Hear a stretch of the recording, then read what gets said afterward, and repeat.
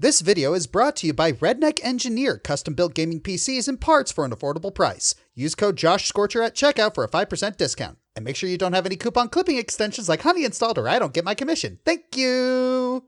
I am alive! He's nice.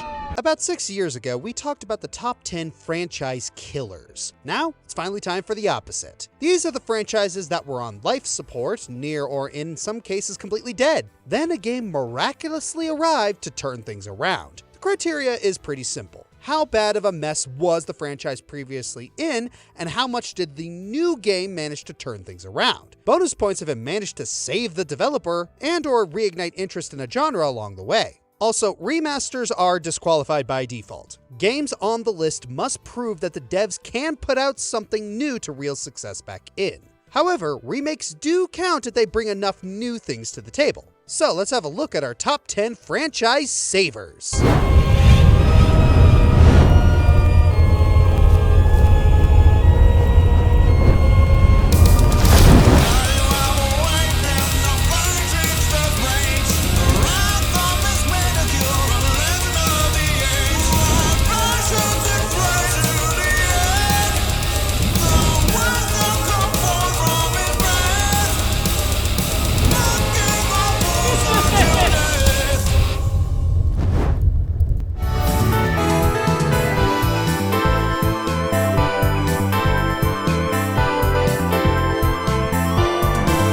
The Mario franchise hasn't had any issues standing on its legs as it is, but the sub-series don't get all the same treatment. The RPGs in particular faced a huge drought from real solid installments for pretty much a decade. While the remakes of 7 Stars and Thousand Year Door did bring the subgenre back into the limelight, the true-to-form fresh installment comes in Mario & Luigi Brothership. The game is a gorgeous return to form in Mario & Luigi goodness, from the 3D style that captures the series art perfectly, coupled with some of the biggest, most fleshed out worlds and cast out of any Mario RPG. I ain't kidding, Concordia is huge! There's so much in this world to marvel at and enjoy, from the beautiful and bouncy Floral Island, the fancy business-driven Lot of Coins Island, and one of the best fire and ice levels in Heat Freeze Island. No joke, the ice puzzles are some of the best parts of the game.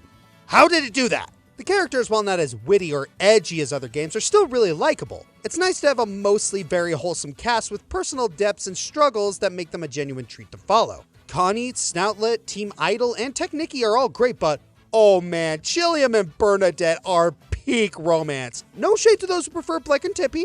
And of course, battle system. It's pretty faithful to what we're familiar with when it comes to the series, from the combined action commands, bros moves, and additional mechanics like battle plugs, which is basically the game's equivalent of badges or cards. The game does struggle a bit with pacing, and you won't get all these mechanics given to you for a while. But once you do get them, the game really does pick up. And sure, the hand-holding is a bit much, but it doesn't stop you dead in your tracks. Sorry, Dream Team. And hey, even with the long playtime and less than stellar pacing, so much stuff happens that it's honestly worth the journey. Enemies get more coordinated, there's a lot of character development, and the boss fights are fun. Also, the main villain and the endgame that follows it are so freaking good, and you can tell IGN didn't finish the game before grading it. It's great to see that Acquire was able to pull their weight in drawing attention to the series again. Considering they didn't get bought out and Brothership clutched the sales, I think it's safe to say the future of this series is in good hands. I just hope future sequels will improve on that pacing. That's one cue they should take from Paper Jam. Oh yeah, and add a proper boss gauntlet too. Not a big con, but I'm surprised this game didn't have that. Either way, I'm just glad Mario & Luigi is back. Let's hope it's here to stay and move forward again.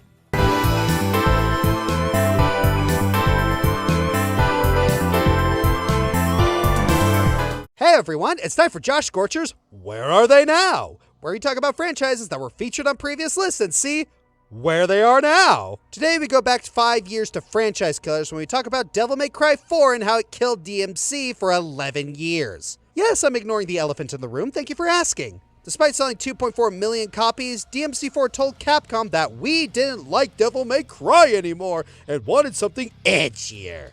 Which we got, supposedly. Still ignoring. I like you, mister. You have a kind face. The kind I like to punch. That is until 2018 when Devil May Cry 5 was released to amazing stardom. Almost 9 million copies sold. an anime deal, a special edition with a song memed to the high heavens. Things are looking up for the series that did end up crying after all. And since then, Okay, so Devil May Cry 5 really did bring the series back in a fantastic way. Dante and Virgil returning and reforming Nero was the smartest thing Capcom could have done.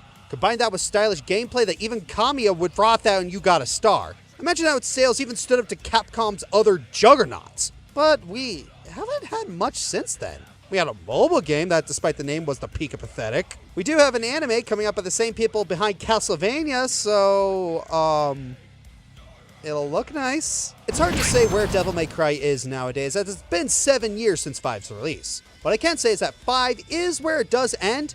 It does so on the highest of notes. And leaving a legacy for other games and spin-offs to come out is how you preserve. And that's all we can hope for. But since you gave us that mobile game, we're gonna need another mainline. Thanks, Capcom. Appreciate it. What the hell is this?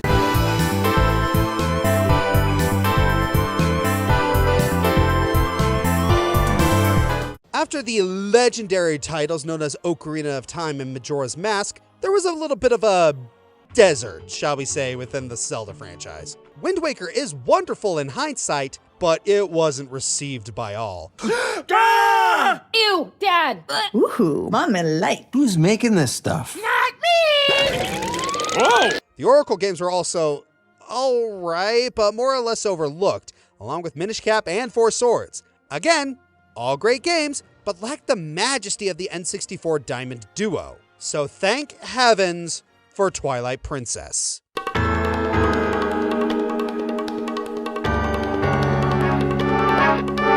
The true danger, darkness, villainy, stakes, and adventure you craved in a Zelda title are so back. I hope you like not seeing sometimes. Speaking of dark, whoa, Twilight Princess decided to put on its big boy pants in 2006 by pulling up a full-fledged T rating. The first of its kind, and the only Zelda title with such a rating to this very day. Impressive. It certainly boasts a far visually bleaker and more realistic style, especially in drastic comparison to the cel-shaded lighter art styles of installments like Wind Waker or Minish Cap. First time for everything, I suppose. Now, what could our hero Link be saving this time around? Hyrule from the realm of Twilight, of course, as a fur with the recently overthrown and impified Princess of Twilight, Princess. I am Princess Twilight Sparkle. Resident Big Bad Zant is the ultimate usurper in question, and easily the most menacing Zelda villain we've had since Majora's Reign of Terror. This time with more sentience that may or may not increase your personal fear factor. Certainly, even though there were more of the main cast we expect than were found in Majora's Mask, things are still just different enough to keep things interesting. Zelda is Zant's prisoner in her own castle. Yay, more usurping. And Ganon is lifeless here and there with some possession for good measure. Honestly, I think more Zelda titles should try what Twilight Princess did so well. Not to shame on great installments that did things completely new, but finding this blend of what's familiar with new ideas for the franchise is what made this game the franchise saver it is. Twilight Princess won multiple Game Awards and was deemed by some as one of the best games ever made. Oh, and until Breath of the Wild, no Zelda game sold more copies.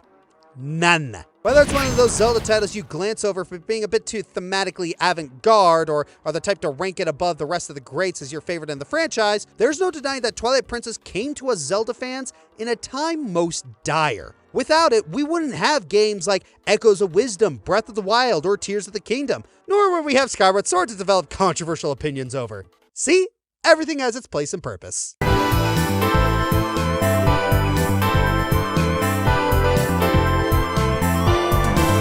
Around 1989, Jordan Mechner, whom some may recognize from Karateka, gifted to the world Prince of Persia. This classic platformer was praised heavily for its fluid animation, achieved using rotoscoping, and how it captured the feel of a classic swashbuckler film. 4 years later, lightning struck twice with the sequel, Shadow and the Flame. Both games did well critically, but they kinda fell into niche territory due to the high and debatably unfair difficulty. Then in 1999, the franchise's assets were sold off and made its first venture into 3D and...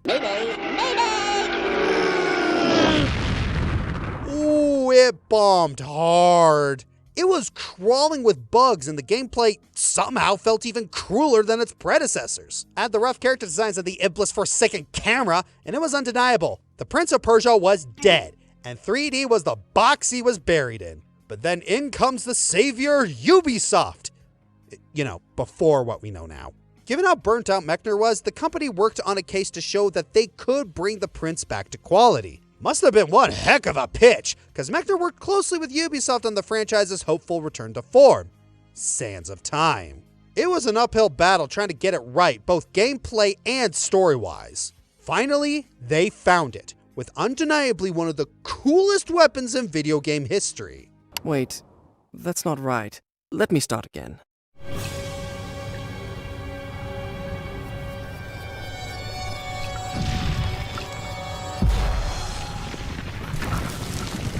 The Dagger of Time. If the immersive environment, fluid gameplay, and a steadily flowing story don't draw you in, getting the ultimate redo button definitely will. And also make you realize how handy life would be if the dagger was real. Sands of Time isn't particularly long or complex, and there are a few elements that the devs had to cut.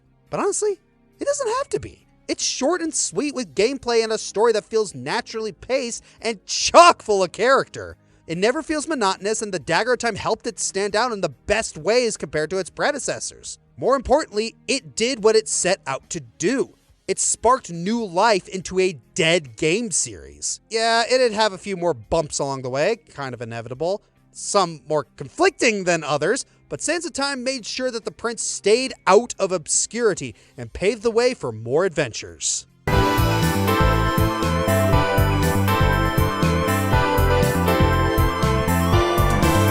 Doom exploded onto the scene in 1993. So many people tried to download it at once that it crashed the server. Coupled with Wolfenstein 3D, it firmly established the first-person shooter as a new genre.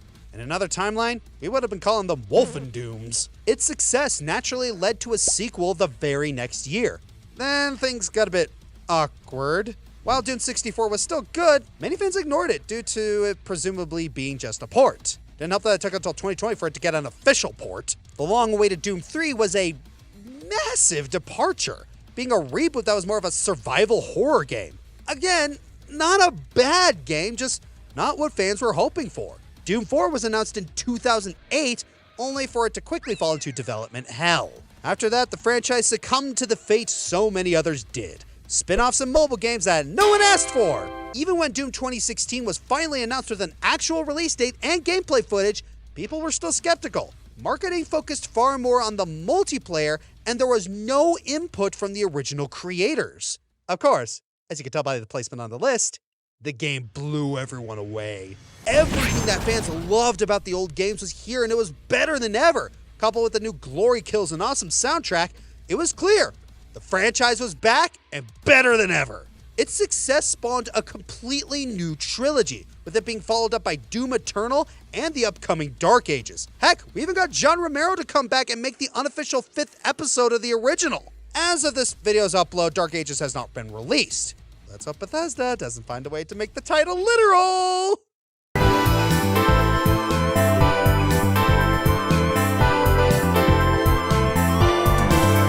Oh, Nintendo. We love it when you give your best franchises love, but boy, there are a lot of them that are just abandoned. F-Zero, Earthbound, Star Fox, Starfy. Oh, won't someone think of the Starfy fans? But for a while, one of those abandoned franchises was Metroid. After the groundbreaking Prime trilogy, Metroid fans were waiting with bated breath to see where things would go. What they got was Other M. What sick man sends babies to fight me? With very middling gameplay and a story that beats you over the head with its symbolism and themes far more than necessary, Other M was not what people expected, and it suffered for it. But hey, there's at least one more Metroid around the corner, so we waited, and waited, and waited.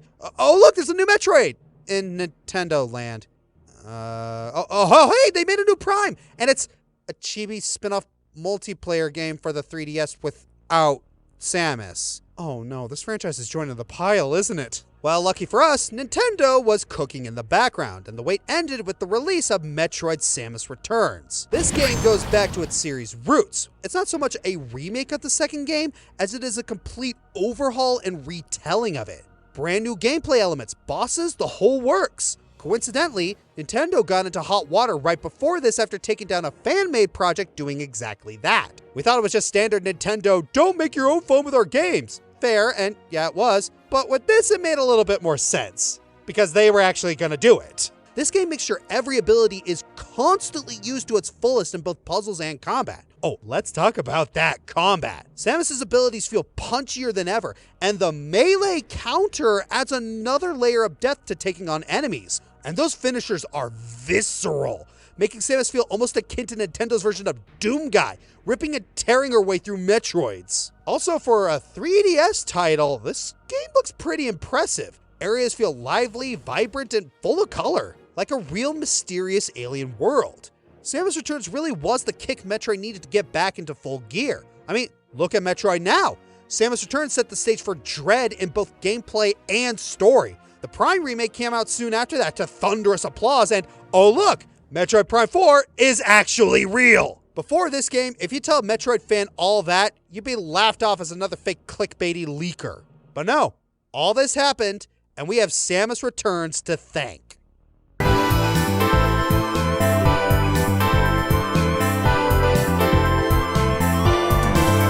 Resident Evil, one of the greatest survival horror franchises of all time. But for a painful stretch, that was not the case. After 4, the series went further in the direction of campy action and placed increasingly less focus on actual tension and fear. While camp had always been a part of Resident Evil's charm, it was less Dynasty Warriors and more Evil Dead. This reached its nadir with 6, which was a horror game in the same way that I consume alcohol, i.e. not at all. You know, maybe Doom and Resident Evil should have switched design philosophies. But with it selling well over 7 million copies, despite being critically panned and mocked, it seemed like this was the direction the series would maintain. But then, the impossible happened. 7 was everything that fans wanted and more. It brought back the most important aspect of the classics, the actual horror. For the first time in years, there was legitimate tension. You never knew what was going to be around that corner, or if it was worth sacrificing that precious healing item for more ammo. To say nothing of how playing in VR elevates the experience. Even more impressive, given that this was nearly a live service game. Dodge that rolling boulder. And for the fans who wanted the traditional third-person experience, the RE2 remake would arrive 2 years later. So next time you're worshiping your favorite vampire mommy or steampunk daddy, remember that you have these Texas Chainsaw Massacre LARPers to thank.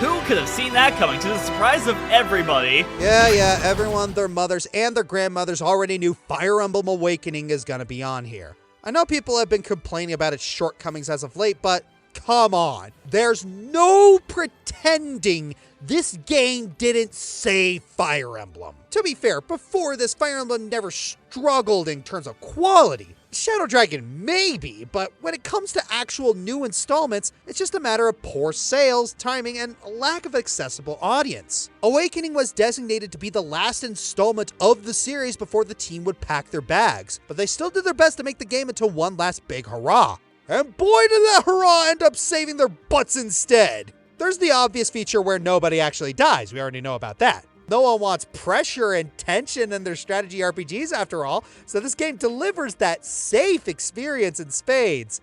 This is a joke, please don't hit me. But that's only for the sake of grabbing newcomers. A big part of what keeps them is the enjoyable characters. The new support system gives the freedom to use a variety of unit combos, as well as extensive character interactions. On top of all that, the gameplay is still sheer Fire Emblem goodness, inheriting a lot of strong gameplay features from previous titles like Sacred Stone's branched promotions and the skills system from the Jogdral and Tellius games. Awakening is not only great at appealing to a wider audience, but it also hooks them into the same kind of fun older fans of the series are familiar with. Is the game perfect?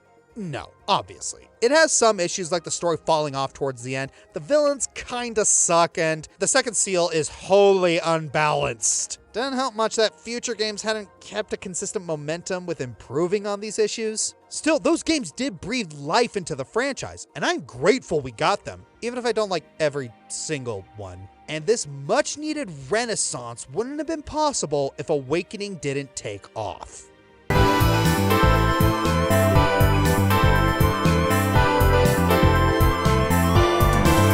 So, Does it count if the franchise in question isn't originally a video game franchise?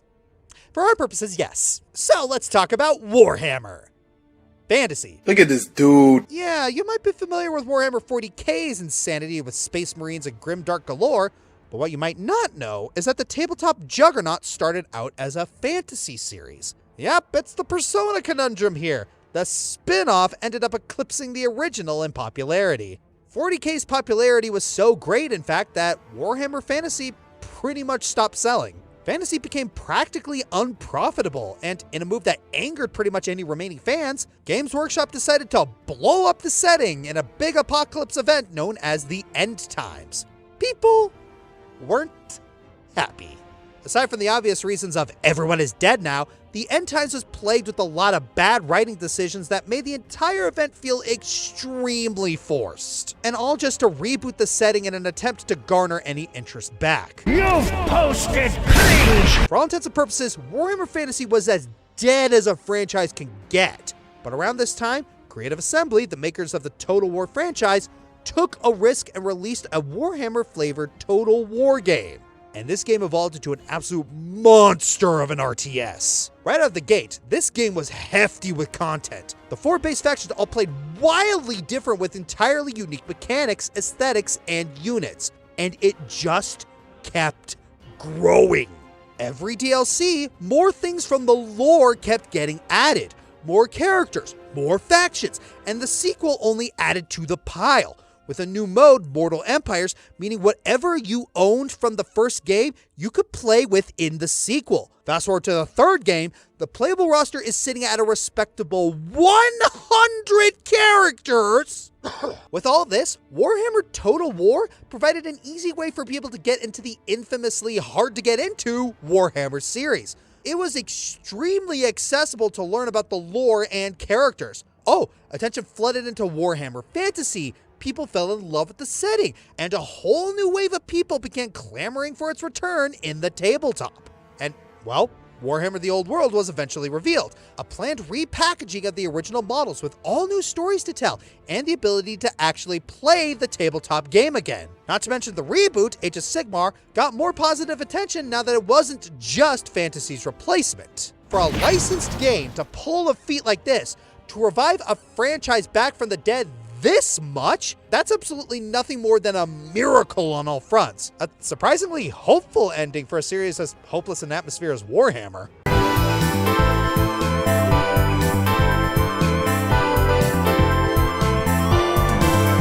FNAF Into the Pit would have made the list if it weren't for the movie doing its job for it. King of Fighters 14, not exactly a full return to form, but did revive the franchise, that counts. Street Fighter 4, the series was in an awkward stage during the 3D transition, then 4 made the franchise, dare I say, fun again. Mortal Kombat 2011, a soft reboot, but with enough care to bring the series back to form. Commercial break. Looking for a custom-built PC that's crafted with precision, power, and performance in mind? Look no further than Redneck Engineer. Every PC they build is professionally assembled, using carefully selected components to maximize performance and ensure reliability. They handle everything, BIOS updates, driver installations, and system benchmarks, so your PC arrives plug-and-play ready right out of the box. Their systems are designed to deliver top-notch performance, whether you're competing in esports, streaming to your audience, or creating the next viral video. With Redneck Engineer, you get the best hardware at the best price. Plus, with lifetime customer support and a 1-year parts and labor warranty, you'll always have peace of mind. Head over to redneckengineer.com and use code joshscorcher at checkout for 5% off your order. Redneck Engineer. Game like a pro and build your ultimate gaming experience. Commercial break.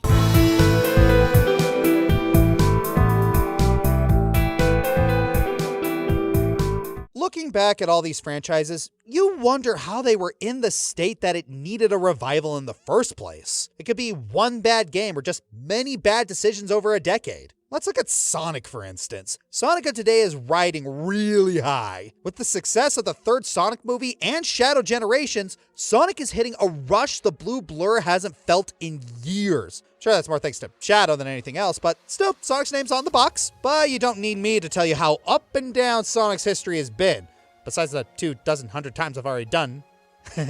Well, what's one more? Since OG Generation, Sonic's 3D escapades were not great. With lackluster games like Forces and Lost World, and especially the terrible brokenness of Sonic Boom, ugh. Outside of spin-offs and some 2D games, Sonic was hitting a stopping point. Even the Colors remaster, which was supposed to be the chosen one, tripped right out of the gate. And then Sonic announced its next Sonic project, a more open-world Sonic game with a new story and cool techniques, and everyone went, please be good? Yeah, Frontiers had a lot to prove. Sega kept throwing things at the wall to see what would stick, and most of them didn't even reach the wall. And we've since learned, if Frontiers didn't sell well, Sega was going to pull the plug on 3D Sonic entirely. But thankfully, Frontiers worked.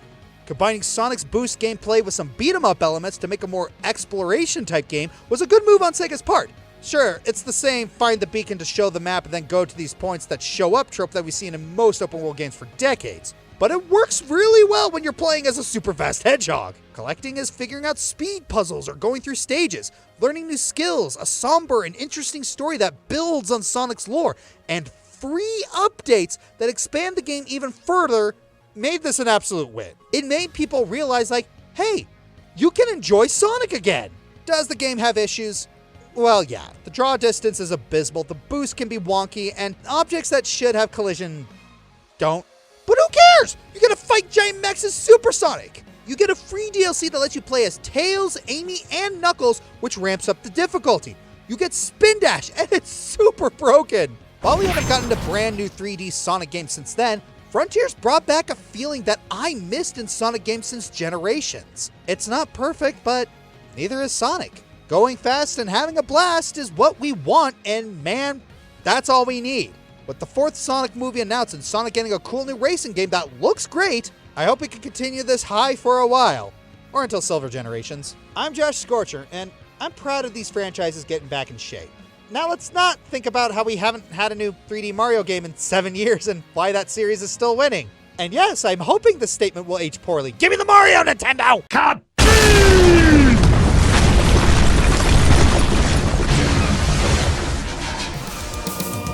Hey everyone, this is Josh. If you like this video, please like, subscribe, leave a comment, and share the video around. Please check out my other social media like my Twitter, Twitch, and Tumblr.